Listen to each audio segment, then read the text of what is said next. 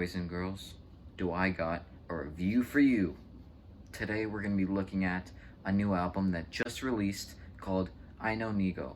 Before we get straight into the album, this man, he's a very important man, so I had the feeling I gotta address and establish some common ground with our knowledge with this great man. NIGO, formerly known as Tomoaki Nagayo. I don't know if I'm saying that right, but we'll just call him Tom.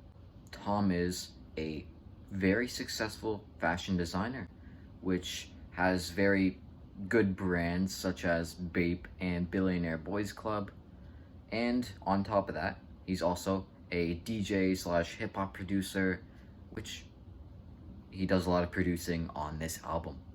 So, if you don't know, this guy went on like a 22-year, like an 16-year hiatus where he didn't drop any music, and I think he just focused on his street fashion stuff.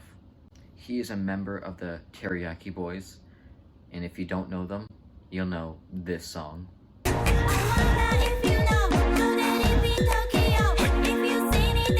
I'm getting a little carried away, but anyway, the last album that Tom has put up was Ape Sound.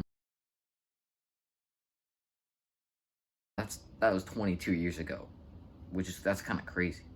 Anyway, now getting into the actual album, I Know NIGO.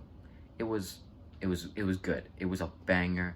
It had A-list, S-tier rappers and hip-hop stars all over it, such as A$AP Rocky, Tyler the Creator, Pharrell Williams, Pusha T, Kid Cudi, Lil Uzi.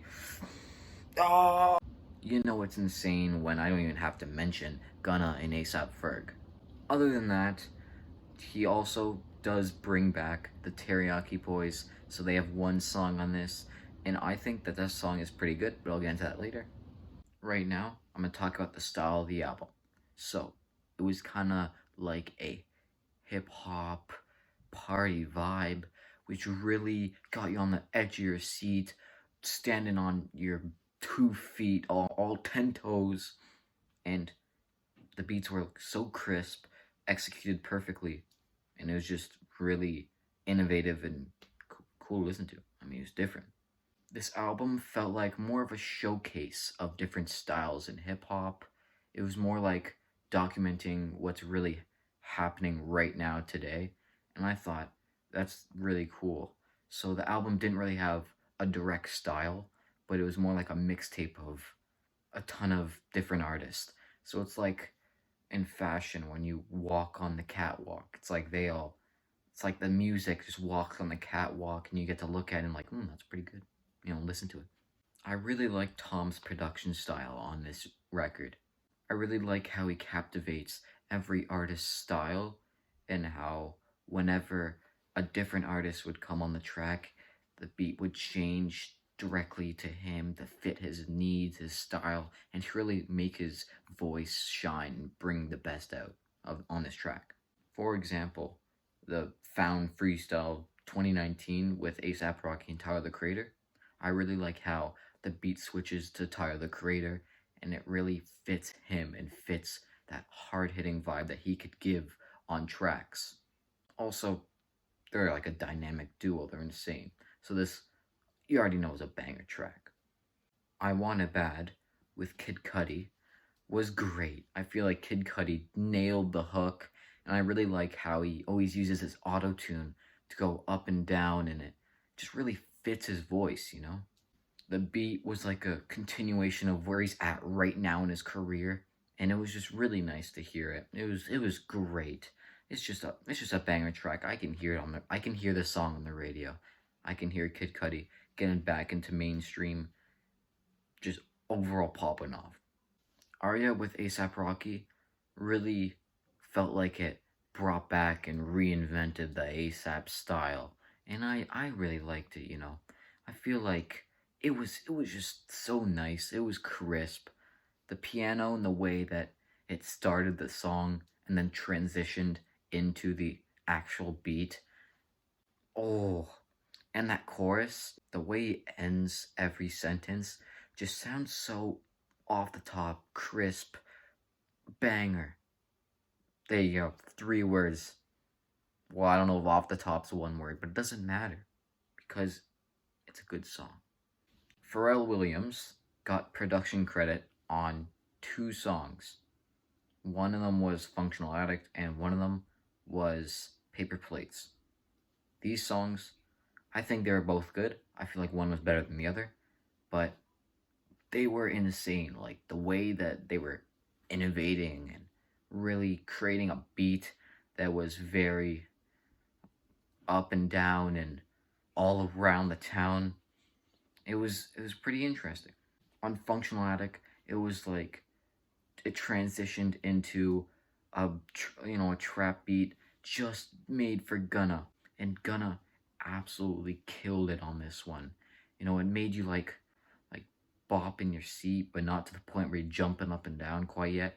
But it made you feel a little slimy, and and it was good. It was good. It was good. Pharrell Williams, this man's an innovator.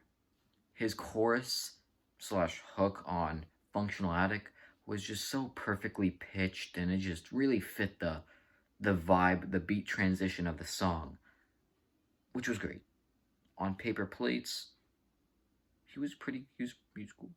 Actually, the style was really different to me, which is why it might take a little bit for me to get used to it, but still, I mean, the way that his voice pitch goes up, like when he says paper plates, it's interesting to say the least, but I feel like it's still really, really like good, and I don't know if it fits ASAP Ferg, but does it really matter?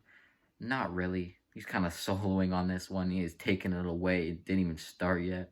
I'm not saying ASAP Ferg was bad. He was good. He did his thing.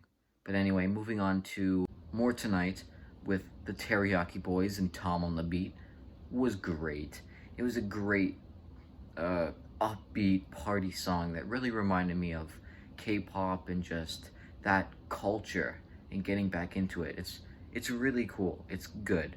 This song is just reminding me of back to Tokyo Drift, back to the beautiful soundtrack that was the Fast and Furious. This song really picks up right back where it left off, and there's no problem with that because where it left off was a great beginning. I have no problem that it's mostly in a different language. I really don't care. It sounds great, and it does not break that language barrier. This video is becoming more like a novel. I mean, that's just how good this album really is. So now, I'm gonna go on my closing remarks. This record was a great way of showing that Tom can really just get in the booth and really support his artists. And that's great. Even though this album is just a mixtape, I feel like it provides a lot of substance and a lot of different sounds that are good and that actually sound really nice. Despite not being able to show every single song or put out my thoughts on every single song, I'm just gonna end it here. This album is a big 8. Tom just took over the rap game. What else will he take over next?